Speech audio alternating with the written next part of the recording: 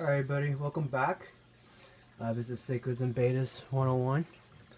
So this is a quick little update on my 65-gallon aquarium.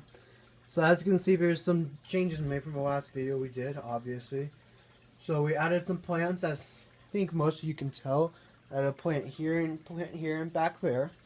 Those are fake plants, but in some feedback I got, I don't have enough greenery in my tank. So everybody's doing well in here. Nothing really new. Oh, one thing that is new though, and I just realized, and I forgot to tell everybody about, I changed the wave makers and their positions, so now it hits the top of the surface instead of the bottom of the surface. And so that's why you see it up the top. The water is kind of rough. Some other fish I forgot to tell you about in this video is that, I know you can't see them right now, but there are some snails in there. If we get closer here, here's one right there. Oh, there's my firemouth cichlid.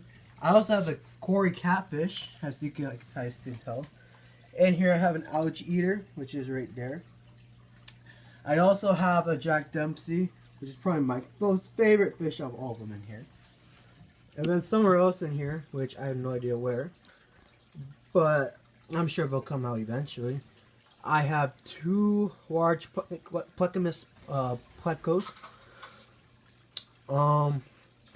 So yeah, that's an update on the 65-gallon. So this tank is, like I said earlier in my other video, it is a cichlid tank, 65 gallons, and there's all sorts of cichlids in here.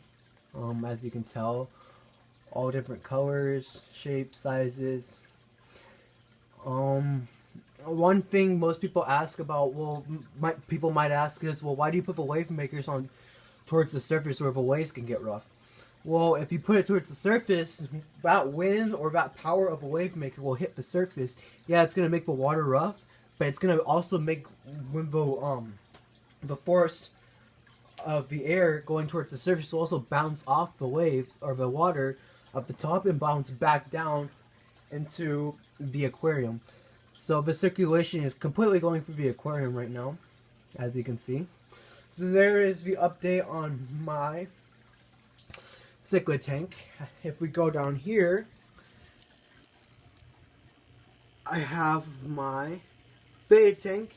And I don't know if you can see them in here, but we did add some ghost shrimp in here. Now I think you can see it here in my Betta. It is a Victail Betta. He's doing well. You kept nothing's really new in this tank except for the fact that we have some ghost shrimp in here. I think you can see one right there. Pretty sure that's one that it's hard. It's gonna be hard for you guys to see on the camera. I also have a heater coming from this aquarium, as I am trying to keep the temperature at a certain temperature in here. As of right now, the temperature in this aquarium is 75 degrees. So it's a pretty nice temperature for my Betta. Ghost shrimp usually need temperatures between 72 and 79 degrees. I do have some pregnant ones in here. If I can get you closer, we can probably see some. Oh, here's one right there. He's hard to see. Who else do we have in here? It's kind of hard to see because it's a container.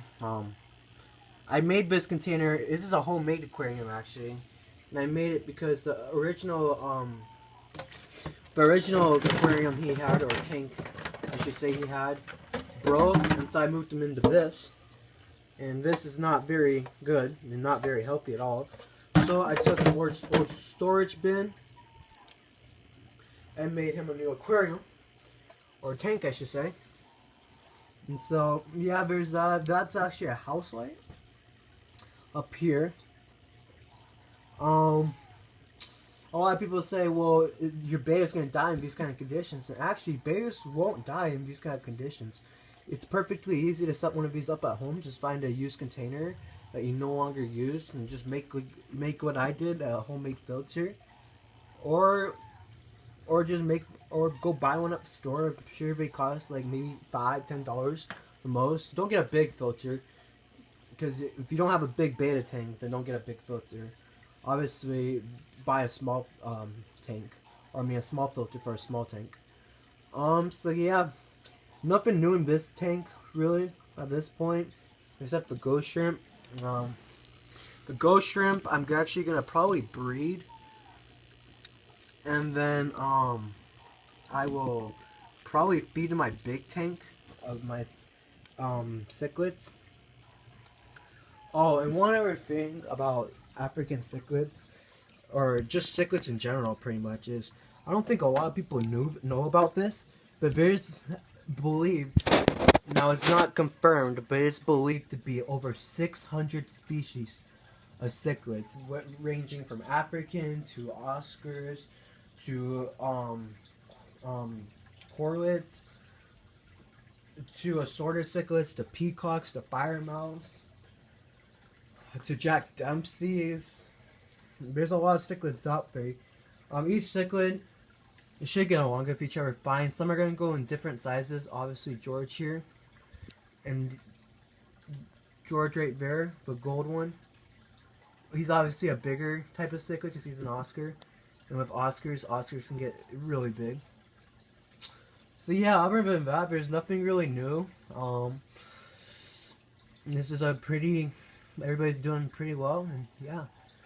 So I will, if I don't make another video till New Year's, I wish you all a very happy New Year, and I will see you guys in the next one.